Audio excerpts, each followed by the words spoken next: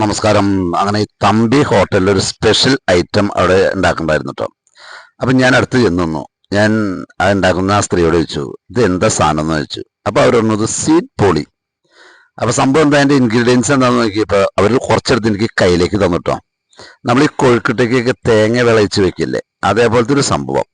പിന്നെ പൊറോട്ടയ്ക്ക് മാവ് കുഴച്ച് വെക്കുന്ന മാതിരി മാവ് ഇങ്ങനെ കുഴച്ച് വെച്ചിട്ട് ഈ ഇൻഗ്രീഡിയൻറ്റ് ഇതിൻ്റെ ഉള്ളിലേക്ക് അങ്ങ് ഇട്ടിട്ട് അത് മിക്സ് ചെയ്യും. എന്നിട്ട് കൈക്ക് ഇങ്ങനെ അടിച്ച് പൊത്തി അപ്പോൾ ഇതിൻ്റെ ഉള്ളിലേക്ക് മൊത്തമാവും. അപ്പോൾ ഞങ്ങളെടുത്ത് ഒന്ന് കഴിച്ചു നോക്കി. പക്ഷെ ഭയങ്കര ടേസ്റ്റ് ഉണ്ട്. എന്നിട്ട് വാഴയിലയിൽ വെച്ചിട്ട് എണ്ണ പുരട്ടി അതിലിട്ടാണ് പരത്തണത്. അങ്ങനെ പരത്തി അത് ചട്ടിയിലിട്ട് ശരിക്ക് ഈ പൊറോട്ട വേവിക്കുന്നതിൽ വേവിച്ചിങ്ങെടുക്കും. അപ്പുറത്ത് ഉണ്ണിയപ്പ ചട്ടിയിൽ എന്തോ സാധനം ഉണ്ടാക്കുന്നുണ്ട്, നമ്മൾ ഉണ്ണിയപ്പന്മാര്. അപ്പം ഞാൻ ചോദിച്ചു അത് എന്ത് സാധനമാണെന്ന് ചോദിച്ചു. അപ്പൊ പറയണേ ചിന്നപ്പൊണ്ണെന്ന്. പുള്ളിക്കാരത്തിന്റെ പേര് പറഞ്ഞതാ, ചിന്നപ്പൊണ്ണ്.